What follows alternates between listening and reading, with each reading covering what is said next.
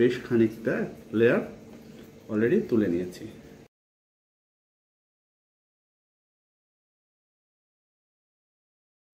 Hello viewers, welcome to my channel Microview BD.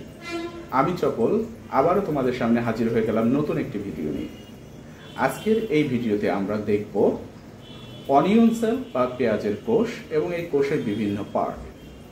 তো এই পেঁয়াজের কোষ দেখার জন্যে আমাদের যে জিনিসগুলো দরকার তার মধ্যে রয়েছে একটি অণুবীক্ষণ যন্ত্র, যেটি তোমরা দেখতে পাচ্ছ আমি এখানে রেখেছি। অবশ্যই একটি তাজা পেঁয়াজ যেখান থেকে আমরা এটার কোষ দেখব, আর গ্লাস স্লাইড, তোমরা যেটা দেখতে পাচ্ছ এই ধরনের গ্লাস স্লাইড দরকার হবে, এবং এই গ্লাস স্লাইডের সাথে কাভার স্লিপ লাগবে।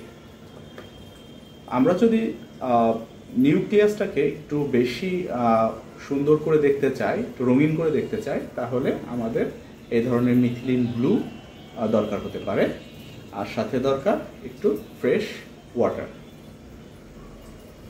তো মিথিলিন ব্লু ছাড়াও কিন্তু আমরা পেঁয়াজের কোষ দেখতে পারবো, কিন্তু সেক্ষেত্রে নিউক্লিয়াসগুলা অত সুন্দরভাবে ফুটে উঠবে না। তো আমি দুইভাবেই আজকে তোমাদেরকে স্লাইড তৈরি করে দেখানোর চেষ্টা করব। তো দেরি না করে চলো শুরু করা যাক। ওকে, আমরা এখন একটা পেঁয়াজের কিছু অংশ কেটে নিয়েছি, একটা তাজা পেঁয়াজের। এরপরে উপরের যে মৃত যে অংশটা, এটাকে আমরা ফেলে দেব।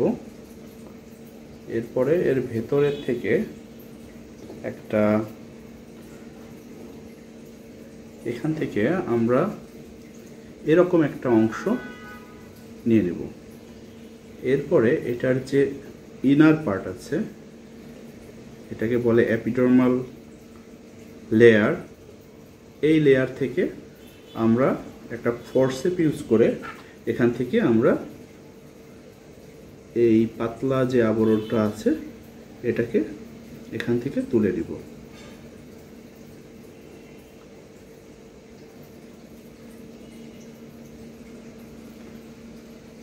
একটু সাবধানে চেষ্টা করলে খুব সহজেই আসলে এই লেয়ারটা তুলে নেওয়া সম্ভব। এই যে তোমরা দেখছো যে অলরেডি আমি কিন্তু বেশ খানিকটা লেয়ার অলরেডি তুলে নিয়েছি। তো এতখানি আসলে আমাদের দরকার হবে না। তো আমরা যেটা করতে পারি যে আমরা এখান থেকে ছোট্ট একটা লেয়ার আমরা কেটে নিই।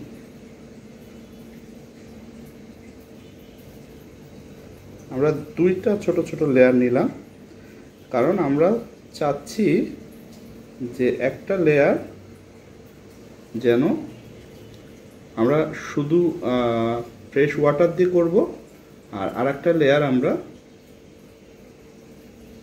মিথিলিন ব্লুতে দিয়ে একটু স্টেইন করে দেখব। ঠিক আছে, একটা জিনিস খেয়াল রাখতে হবে যে এটা যেন কোনোভাবে ভাঁজ না হয়ে যায়।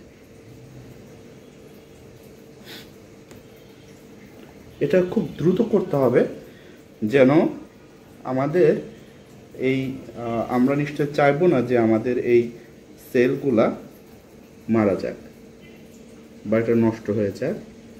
তো এটার জন্যে আমরা যেটা করব, এখানে এক ড্রপ পানি এর উপরে আমরা দিয়ে দেব, এটা একে ময়েস্ট রাখবে। ওকে, আচ্ছা। আর আমরা যেটা একটা স্লাইডের উপরেই আমরা আসলে দুই ধরনের স্লাইড তৈরি করব, যেন আমরা মিথিলিন ব্লু দিয়ে কেমন দেখা যায় এবং মিথিলিন ব্লু ছাড়া কেমন দেখা যায়, দুই ধরনেরই দেখতে পারি। এবং একটা জিনিস খেয়াল রাখতে হবে যেন এটার মধ্যে এয়ার বাবলটা না থাকে। তো এটাকে খুব সাবধানে আস্তে করে এটার উপরে দিতে হবে, যেন কোনো এয়ার বাবল না থাকে। ওকে, তো আমরা একটা অলরেডি রেডি করে ফেলেছি। এখন যেটা আমরা এই মিথিলিন ব্লুতে রাখছিলাম সেটাকে আমরা উঠিয়ে নেব।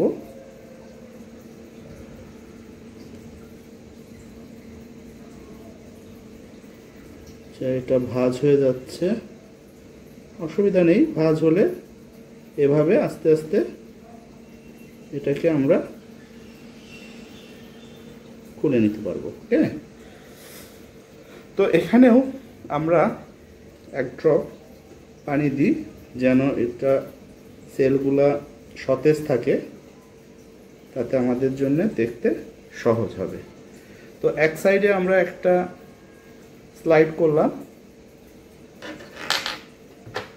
শুধু পানি দিয়ে, আর আরেকটাতে আমরা যেটা করছি সেটাতে করছি হচ্ছে আমরা একটু মিথিলিন ব্লু ইউজ করলাম যেন এটা একটু নিউক্লিয়াস এবং অন্যান্য যে পার্টগুলো রয়েছে সেলের সেগুলো আর একটু সুন্দর করে দেখা যায়।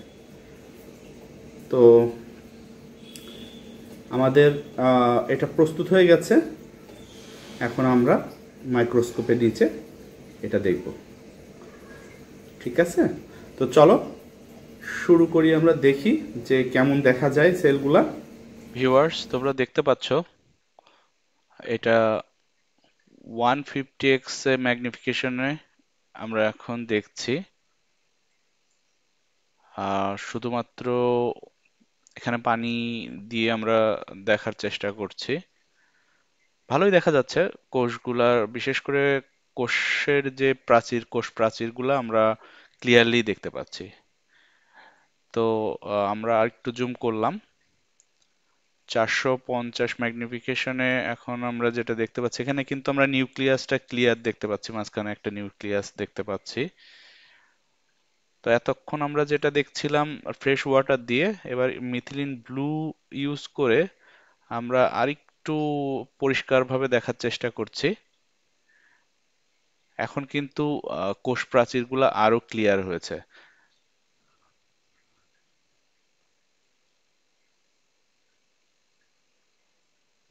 কি সুন্দরভাবে সজ্জিত থাকে না কোষগুলা, কেমন মনে হচ্ছে যে একটা ইটের উপরে ইট সাজানো, একটা প্রাচীর যেভাবে তৈরি করা হয় ঠিক সেরকমই লাগতেছে।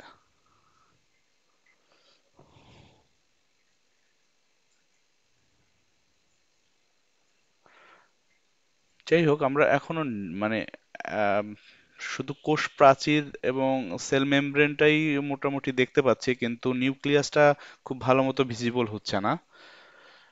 আমরা আর একটু চেষ্টা করি, দেখি আমরা নিউক্লিয়াসটা আসলে দেখতে পারি কিনা।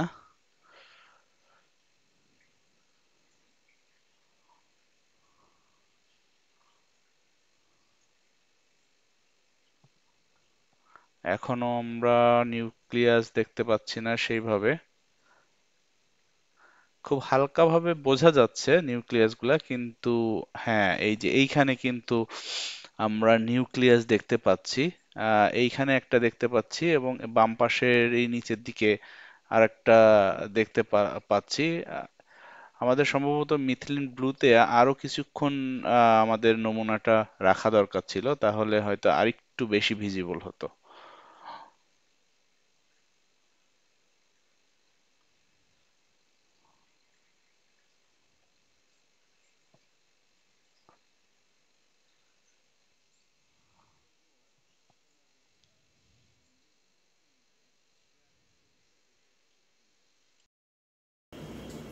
তো ভিউয়ার্স, তোমরা দেখতে পারলে যে অণুবীক্ষণ যন্ত্রের নিচে পেঁয়াজের কোষগুলো দেখতে কত সুন্দর, তাই না? তো আশা করি এই ভিডিওটি তোমাদের অনেক ভালো লেগেছে। তো তোমাদের যদি ভিডিওটি ভালো লেগে থাকে তাহলে অবশ্যই সাবস্ক্রাইব করবে আমার চ্যানেলটি, যেন নতুন নতুন ভিডিও তোমরা সবার আগে দেখতে পারো। তো আজকের মতো বিদায় নিচ্ছি। খোদা হাফেজ।